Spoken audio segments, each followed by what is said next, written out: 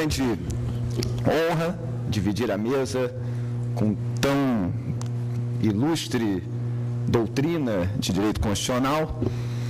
Quero cumprimentar, agradecendo as palavras da apresentadora, cumprimento a todos. Quero parabenizar especialmente o professor Gustavo Tepedino pela organização desse evento tão brilhante e que já se torna histórico, pela reunião de grandes professores, os maiores expoentes do direito civil constitucional do mundo, pela reunião de várias gerações de estudantes, de estudiosos de direito civil e pela oportunidade, pela crença, principalmente movido pela consideração final do professor Luiz Roberto Barroso, de modificação da realidade jurídica, de modificação, mais do que da realidade jurídica, modificação do mundo dos fatos.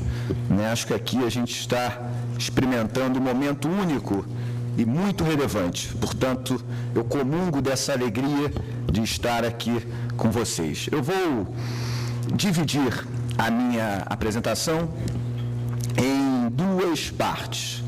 Uma primeira, de acordo com o tema que me foi fornecido, que se consubstancia nos rumos cruzados do direito civil pós-1988 e do constitucionalismo de hoje. Então, a primeira parte, eu vou procurar identificar esses rumos, se é que eles já não estão tão bem identificados pela plateia, após tão brilhantes palestras, e verificar os cruzamentos de rumo. Num segundo momento, então, partirei em busca da aplicabilidade desses cruzamentos de rumo nos diferentes campos das relações privadas. A promulgação da Constituição de 1988 operou notável transformação do direito civil, como se sabe, a impor a releitura de todas as suas instituições. Com isso, ensejou tanto a revogação das disposições normativas incompatíveis com seu texto e seu espírito, quanto a modificação interpretativa de todas as remanescentes. Rompeu com as bases e valores que até então prevaleciam de cunho liberal, o individualismo, notadamente o patrimonialismo, e inaugurou uma nova ordem jurídica calcada em valores existenciais não patrimoniais, como o pluralismo e o solidarismo. Com efeito, perdeu, com a Constituição de 88, o Código Civil de 1916, definitivamente o status de Constituição do direito privado, ou mesmo de centro do sistema de direito privado, como sucessivamente fora denominado, e passou a ter função meramente residual dentro do ordenamento jurídico pátrio. Frise-se que o advento do segundo Código Civil de nossa história, em 2002, em nada modifica tal ordem de considerações. Como se sabe, o Código Civil de 1916 representava, no momento de sua vigência, o marco inicial da sua vigência, a Constituição de Direitos Privados. Aspirava o Código os ideais de completitude e de ausência de lacunas. Posteriormente, com a paulatina e gradual crescimento da importância da legislação especial, que para e passo ia se avolumando ao redor do Código, essa amplitude, essa imagem, esse desejo de completitude foi ruindo paulatinamente. Num primeiro momento, com leis especiais que gravitavam ao redor do sistema do Código, mas que não lhe retiravam do centro do sistema jurídico. Posteriormente, essas leis, que inicialmente eram de emergência, eram extravagantes, foram se tornando cada vez mais densas e robustas e subtraindo determinadas matérias do bojo do Código Civil, constituindo verdadeiras legislações especiais. Mas ainda, com o passar do tempo, se chegou à era dos estatutos, quando se fala, parte da doutrina se refere a microsistemas com critérios interpretativos próprios, peculiares e distintos entre si. Essa evolução das leis especiais ao redor do Código Civil, chegando aos estatutos, retira do Código completamente a figura do centro do sistema. Esse papel, segundo a doutrina civil constitucional, passa a ser desempenhado pela Constituição da República, que no ápice do ordenamento jurídico passa a se considerar o centro de todo o sistema jurídico, inclusive do centro do sistema jurídico privado. Sobre essa questão dos microsistemas, ontem mesmo o professor Pietro Perlingieri, em resposta à provocação do professor Paulo Nalini, refutou tranquilamente, com muita elegância, a doutrina dos microsistemas, adotando o fundamento único, unitário da Constituição no centro do ordenamento jurídico. Após toda essa longa caminhada, não há maiores dificuldades hoje em se constatar a existência de um conjunto de fatores decorrentes da influência do texto constitucional de 1988 e de suas potencialidades práticas e interpretativas, e que reunidos tomaram a designação de direito civil constitucional. Sem necessidade de digressões outras, é para este rumo que caminha e que se vem desenvolvendo o direito civil pós-88. E a realização desse congresso e o enorme interesse que desperta e que tem despertado constituem prova irrefutável de tal afirmativa.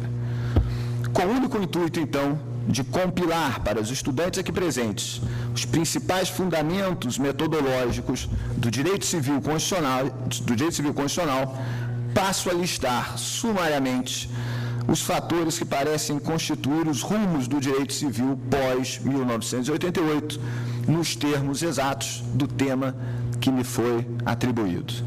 Vale dizer, em primeiro lugar, a identificação do marco axiológico supremo do ordenamento jurídico na dignidade humana e na solidariedade. A aplicação direta dos princípios e valores constitucionais às relações privadas, independentemente de existência de norma infraconstitucional, a permitir a abertura e, ao mesmo tempo, a unidade interpretativa do sistema jurídico. A constatação da prevalência nas situações de conflito dos valores não patrimoniais sobre os patrimoniais, por opção democrática do poder constituinte. A funcionalização dos institutos jurídicos à tábua axiológica da Constituição, com a submissão de todas as situações jurídicas subjetivas a controle de merecimento de tutela com base no projeto constitucional. A valorização da situação concreta, de suas especificidades, sob a perspectiva da isonomia substancial e do respeito à tutela das diferenças, idosos, crianças e adolescentes, portadores de necessidades especiais. A superação definitiva da dicotomia público-privado, a proporcionar a interpenetração das searas e a redefinição permanente da noção de ordem pública. A consagração da função social das instituições jurídicas, notadamente contrato-propriedade, e, sob uma perspectiva mais ampla, da própria função promocional do direito. Não seria exagerada a afirmativa de que a lista formulada acima, talvez com algumas variações de vocabulário, também poderia sintetizar substancialmente os rumos do constitucionalismo de hoje, como a gente percebeu nas palestras que me antecederam. Eventuais acréscimos talvez se justifiquem em virtude de preocupação da matéria de constitucional com as políticas públicas e os deveres que são atribuídos ao Estado, sejam de defesa, sejam prestacionais, sejam de proteção. O professor Luiz Roberto Barroso terminou a palestra brilhante dele lendo os fatores que refletem a ideologia do constitucionalismo democrático, e que se resume, eu anotei, todos eles aqui: o poder limitado, dignidade da pessoa humana, preservação e promoção de direitos fundamentais, realização da justiça material, respeito à diversidade, solidariedade, soberania popular e felicidade, com que terminou a sua brilhante palestra. Não é necessário estabelecer esse mesmo elenco para o direito constitucional, na medida em que ele se identifica em grande parte com o direito civil, tanto no objetivo de conferir máxima efetividade às disposições da Constituição Federal, a eficácia social dos textos constitucionais, a tutela privilegiada da pessoa humana, a relativização das fronteiras, tudo isso foi dito, a valorização do caso concreto, a utilização do método de ponderação para a solução de conflitos, tudo isso foi elencado aqui nas palestras que me antecederam. A repetição, então, não é mera coincidência. Resguardadas suas especificidades e, naturalmente, as variações das diferentes correntes de fundamentação teórica em ambas as disciplinas, o fato é que aumentaram os pontos de interseção no objeto do estudo do direito civil e do direito constitucional. A convergência dá-se, sobretudo, no que concerne à investigação da aplicabilidade das normas de sede constitucional, definidoras de princípios e valores supremos do ordenamento jurídico, às relações interprivadas, notadamente nas áreas abrangidas pelo espectro dos denominados direitos fundamentais. Em comum, as doutrinas mais sociais do constitucionalismo e ao direito civil constitucional, destaca-se, portanto, a busca de uma maior efetividade ou eficácia social dos direitos fundamentais em busca da realização dos anseios de construção de uma sociedade livre, justa e solidária, para usar a dicção do artigo 3º, inciso 1º da Constituição da República.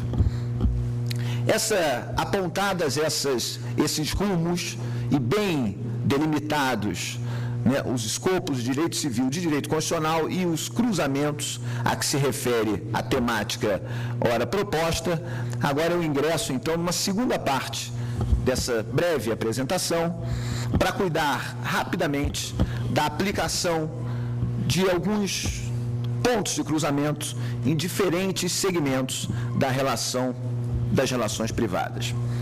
Em primeiro lugar, abordarei o direito ao corpo, as transformações do corpo. No campo da chamada biotecnologia, novas questões são postas.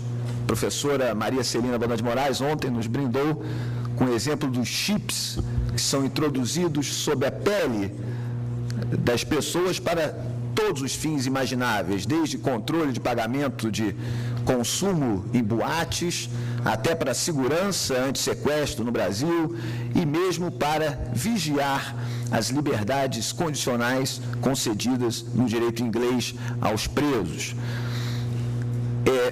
Mas o que nos interessa, por hora, é a perda da unidade do corpo humano. O corpo passa, com o avanço, com o incremento da tecnologia, a cada dia, passa a admitir a sua decomposição em partes, que no direito civil a gente dá o nome de produtos, como se fossem produtos que são retirados do corpo humano e que, separados do corpo de origem, podem vir a ser utilizados em outros corpos. São órgãos, tecidos, células, gametas.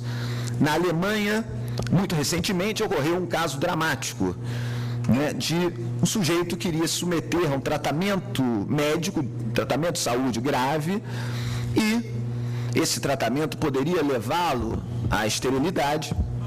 E ele então colheu o sêmen e o depositou num banco, pagando o preço para tanto.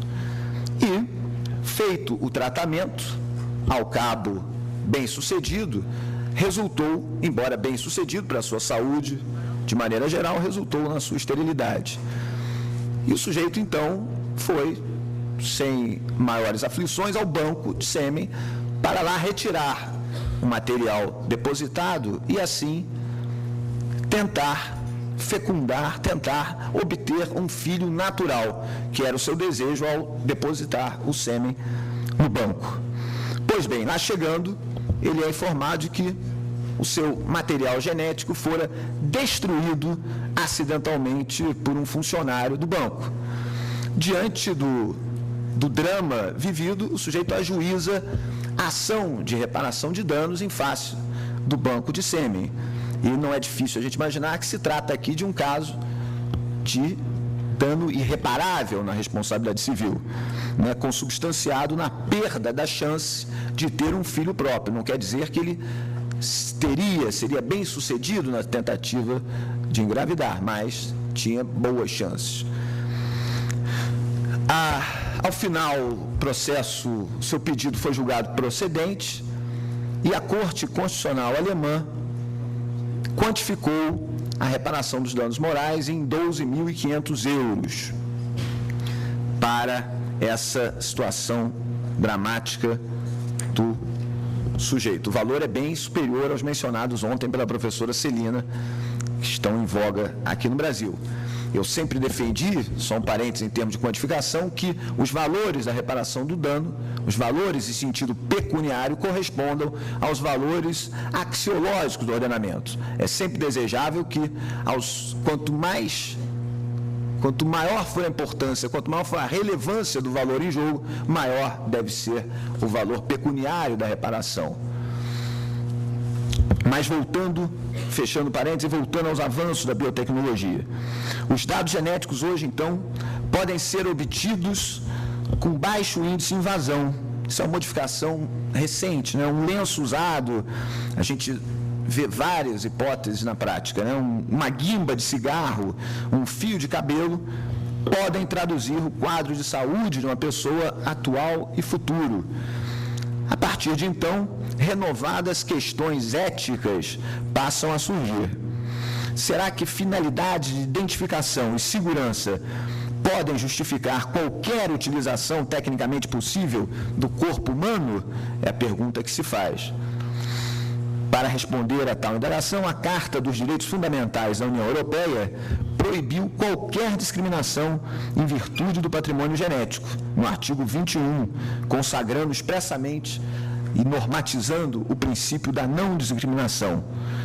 Isso tem muita importância, especialmente nas relações de trabalho e nas relações de contrato de seguro, dada a relevância de tais informações para esse tipo de avença.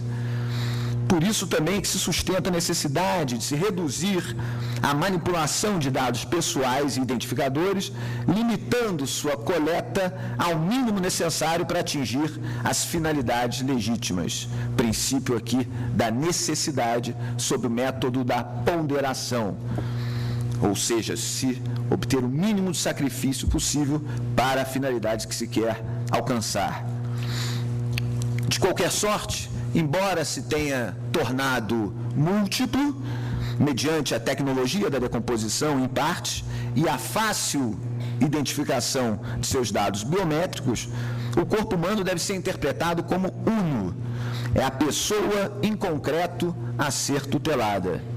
Fala-se assim, em refinada doutrina, em constitucionalização do corpo. Essa expressão é do jurista italiano Stefano Rodotà, em artigo publicado na Revista Trimestral de Direito Civil, RTDC, traduzido elegantemente pela professora Maria Celina Bonan de Moraes, em que se destaca o reconhecimento da proteção dos dados pessoais como direito fundamental e, mais amplamente, a tutela integral da pessoa, estendendo-se ao corpo eletrônico o sistema de garantias elaborado para o corpo físico. Esse campo do direito, nesse campo a gente extrai especificamente a aplicação da teoria civil constitucional com essa conclusão ora narrada. Dito isso, passamos a uma outra ordem de considerações. Ingressamos agora no campo dos contratos, no direito dos contratos, especialmente na amplitude dos domínios do inadimplemento das obrigações.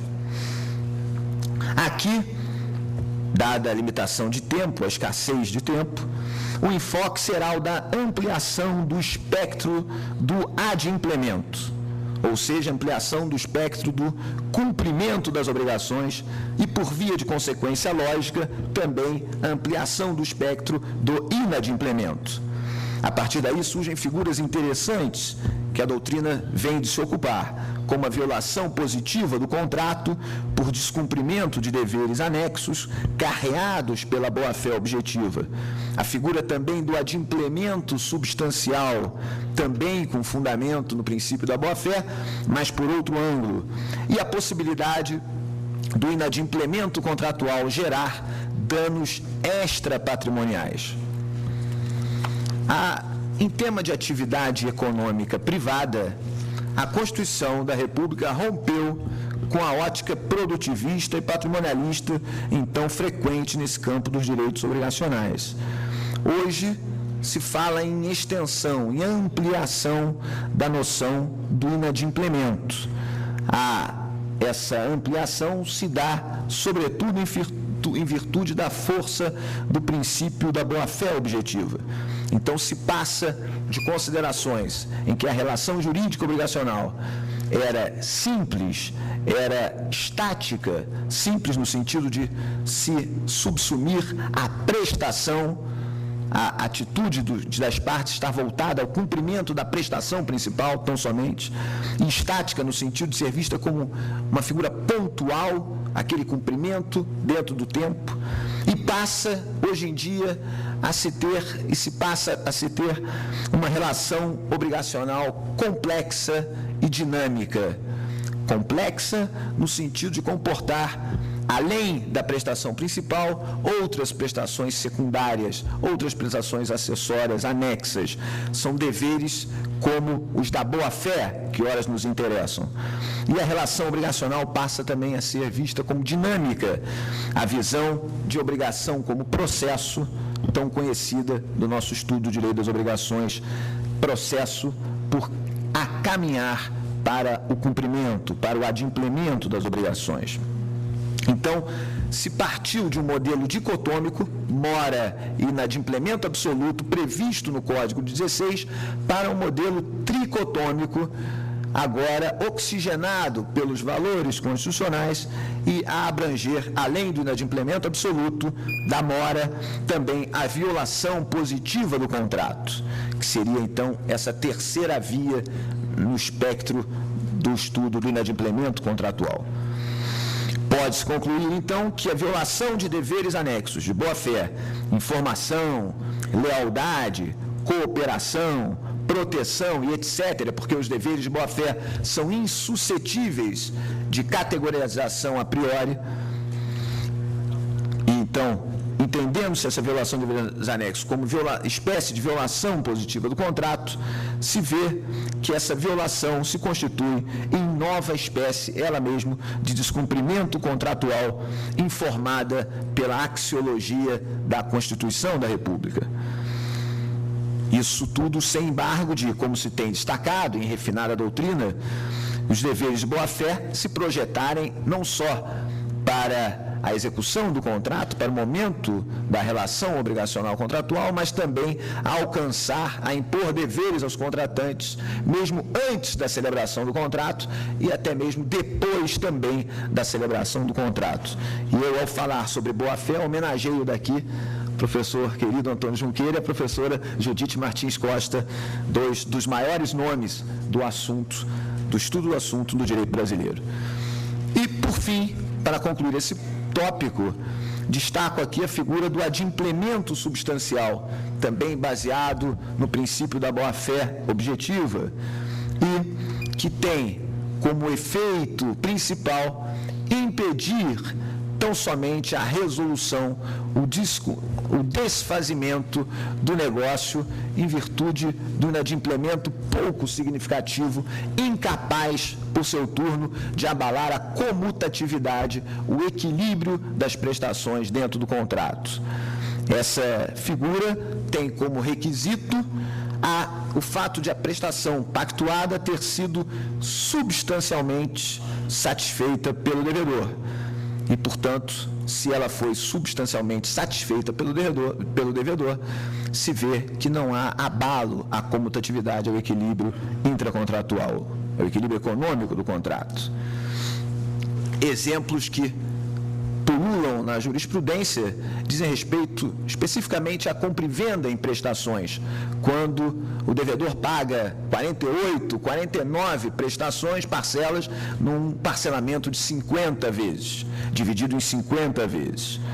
Né? E tem o direito, o credor, é claro, de exigir o cumprimento da obrigação, de exigir o seu crédito, mas se lhe é negada a possibilidade de exigir o desfazimento e a retomada do bem em função daquela mínima parte em que foi descumprida a avença pelo devedor. Ademais, é de se reconhecer nesta toada a possibilidade de descumprimento contratual gerar, além dos prejuízos patrimoniais à parte lesada, também danos extrapatrimoniais. Mercê da nova tábua de valores constitucional, não mais existe fundamento jurídico para o afastamento da reparabilidade dos danos extrapatrimoniais decorrentes do descumprimento do contrato, na sua tríplice acepção, mora, violação positiva e inadimplemento absoluto, sob pena de se subverter a hierarquia do ordenamento que reconduziu a pessoa humana ao seu vértice. Hoje, o princípio da reparação integral impõe seja contemplado o dano moral sofrido, independentemente da natureza do fato que lhe originou. Na essência, pouco importa se proveniente de responsabilidade civil contratual ou extracontratual, se a vítima é contratante ou terceiro, se a relação é de consumo ou paritária. Em qualquer situação jurídica, presentes os pressupostos de configuração do dano, impõe-se a imperativa reparação. Superada com efeito a objeção a priorística de ordem axiológica patrimonialista, a questão remanesce tormentosa em doutrina e na jurisprudência, mas, a meu sentir, existe uma necessidade premente da construção de critérios que separem as situações, descumprimentos que causam e descumprimentos que não causam danos extrapatrimoniais. Nesse sentido, de recente, o Tribunal de Justiça do Rio de Janeiro fez editar o verbete 75 em sua súmula, que diz o seguinte, vou ler: o simples descumprimento de dever legal ou contratual, por caracterizar mero aborrecimento, em princípio não configura dano moral, salvo se da infração advém circunstância que atenta contra a dignidade da parte. Então, segundo a dicção do enunciado, há descumprimentos que não são simples e há infrações que atentam contra a dignidade da parte. Evidente que as vicissitudes, as peculiaridades do caso concreto, ganharão especial relevo no particular.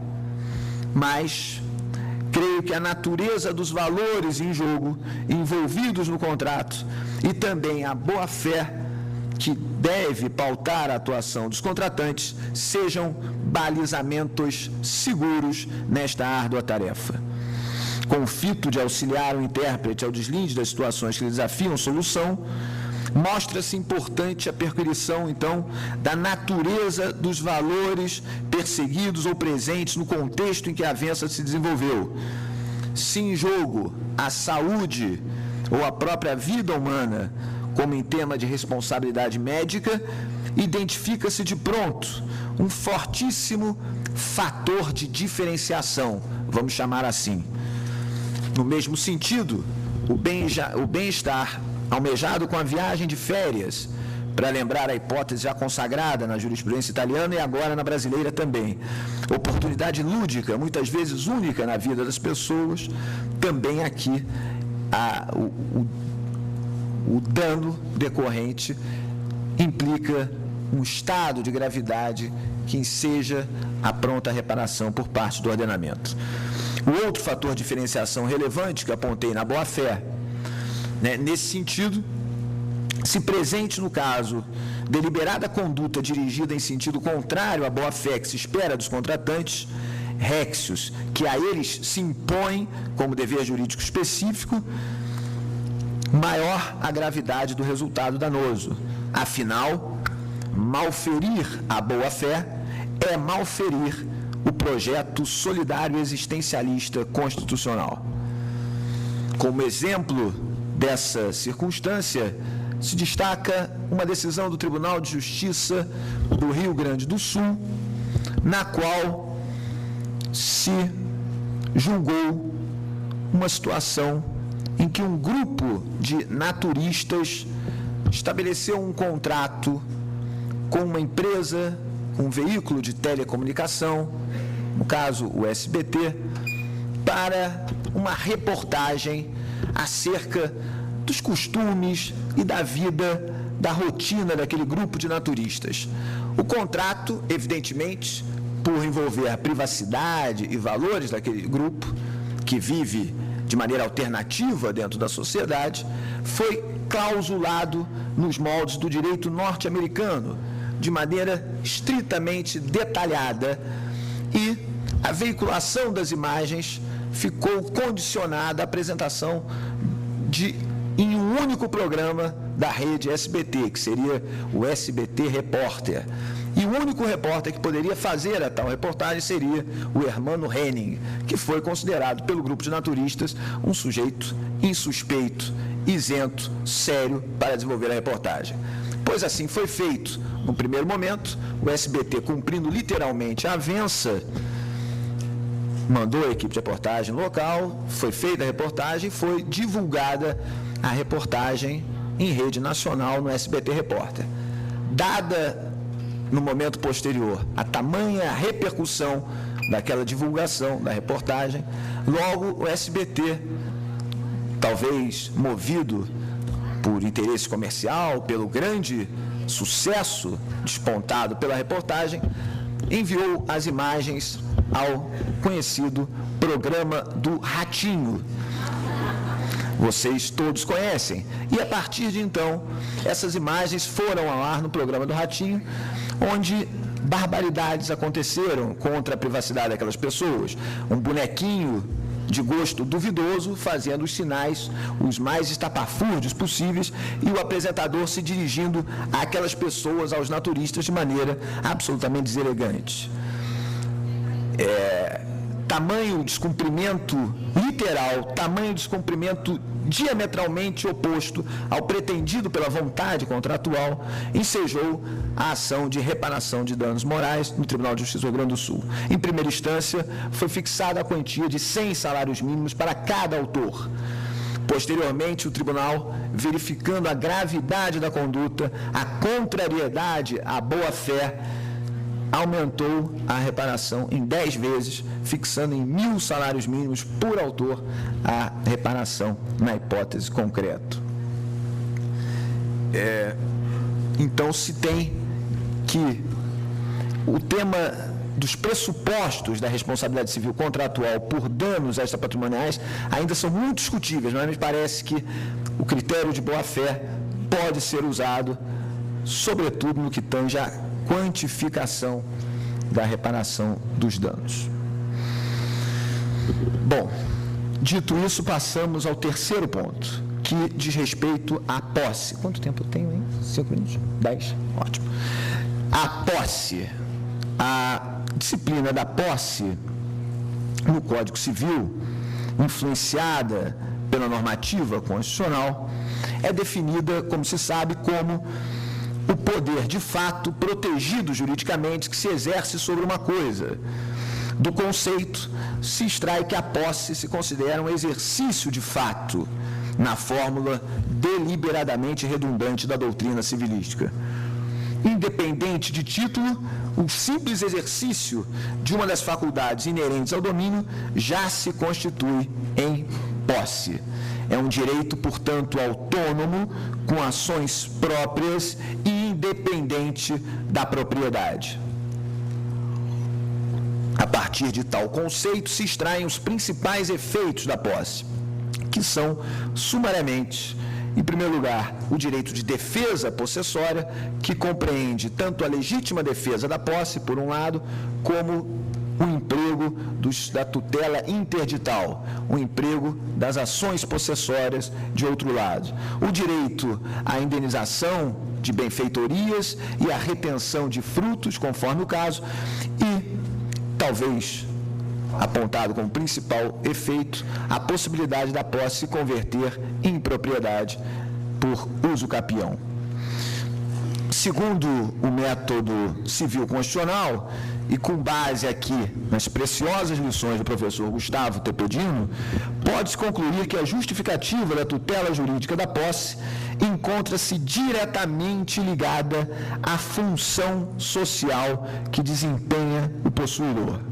São os valores sociais da habitação, do trabalho e da dignidade da pessoa humana que justificam a autonomia normativa da posse e, bem assim, os efeitos que ela pode gerar. É conhecida, por outro lado, de todos nós, a veemente expressão do professor Herbert Chamon, que relatou a parte dos direitos reais na comissão que elaborou o projeto do Código Civil de 2002. A posse é o exercício de fato de alguma das faculdades inerentes ao domínio, independentemente do domínio, sem o domínio ou até mesmo contra o domínio. Recentemente, a esse sentido, foi lançado um enunciado interpretativo do Conselho da Justiça Federal, no Jornadas em Brasília, enunciado número 76, que diz: possuidor direto tem direito de defender a sua posse contra o indireto e este contra aquele. Mas o que importa aqui é que, para efeitos de estudo da tutela possessória, se pode dividir a posse em dois aspectos, um aspecto estrutural e um aspecto funcional, didaticamente dividindo. O aspecto estrutural significa o momento estático da tutela possessória e o aspecto funcional, o momento dinâmico dessa mesma tutela. Por estrutura, no aspecto estrutural, se tem os poderes do possuidor e na função se tem o controle de legitimidade da posse, a justificativa finalística dos poderes do possuidor em razão de exigências suscitadas por outros centros de interesse dignos de tutela. E, nesse sentido, a função social da posse pode ser desempenhada em conjunto com o direito com a função social da propriedade ou autonomamente em relação à propriedade. Se a função social da posse é exercida conjuntamente com a propriedade, a função social da propriedade absorve a da posse e o controle funcionalizante vai ser feito em razão da função social da propriedade prevista constitucionalmente. E, ao contrário, se a função social da posse é exercida diretamente, independente, desvinculadamente da propriedade, a tutela possessória dependerá do direcionamento do exercício possessório aos valores tutelados pelo ordenamento, que legitimem e justifiquem a sua proteção legal. Decorrem daí dois efeitos para concluir esse ponto da função social da posse. Em primeiro lugar, à luz do direito civil constitucional, não há precedência hierárquica entre a propriedade, ou melhor, da propriedade sobre a posse. E eventual controvérsia entre a posse e propriedade não admite solução a priori. Há que se ver, no caso concreto, no problema específico e nos interesses suscitados, o deslinde para a solução apresentada. Quanto à autonomia da posse, faço remissão e homenageio o professor Luiz Edson Fachin, em estudo clássico sobre o tema. Chegamos, enfim, à disciplina do bem de família para concluir a nossa exposição. O bem de família voluntário, previsto no Código Civil desde 1916, não logrou, como se sabe, nenhum êxito social. Não era uma norma muito efetiva, as pessoas não usavam, seja pela carestia da sua implementação, seja por desconhecimento do direito. O fato é que não se recorria a esses expedientes. Somente a partir de 1988 e posteriormente, com a promulgação da Lei 8.009, já inspirada pelo projeto constitucional, é que houve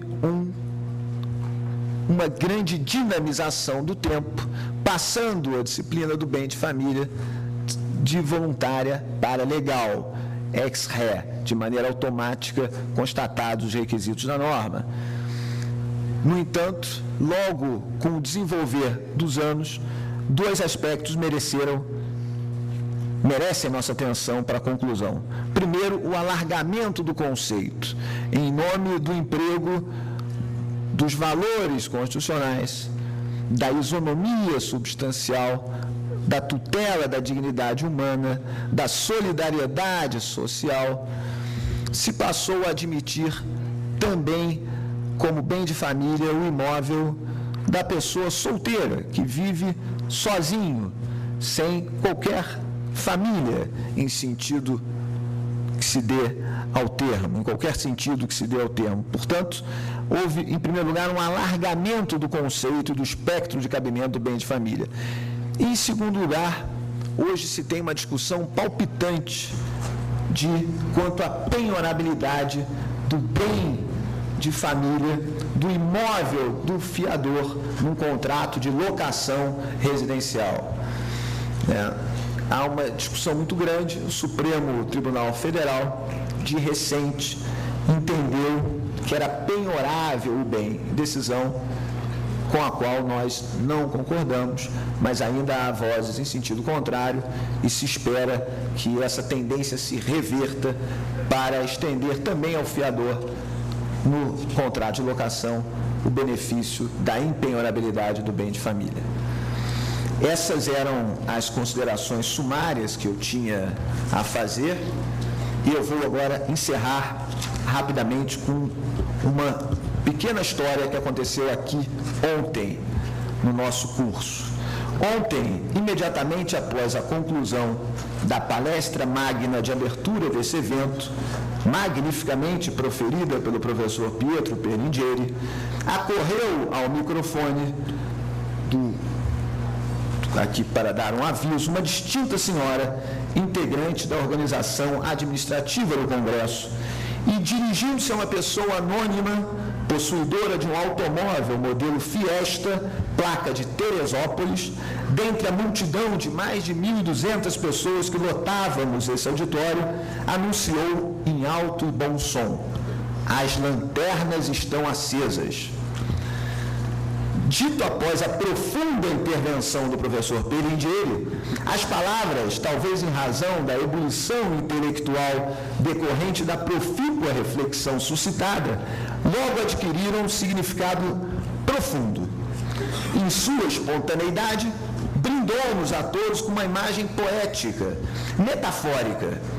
A minha esperança, que a julgar pelo sucesso desse evento logo se transformará em certeza, é de que os cruzamentos de rumo entre o direito civil e o direito constitucional possam contribuir para uma verdadeira transformação da sociedade, tão aspirada pelo projeto constitucional, para que toda e qualquer pessoa possa ter uma vida digna e que assim consigamos construir, enfim, a sociedade solidária a que todos temos direito. A missão não é fácil. Há muito a ser construído, como foi dito pelo professor Peringhieri ontem. Para tanto, todos havemos de estar sempre atentos e atuantes, ou, em outras palavras, com as lanternas acesas. Que as lanternas do direito civil constitucional permaneçam acesas, para sempre. Muito obrigado.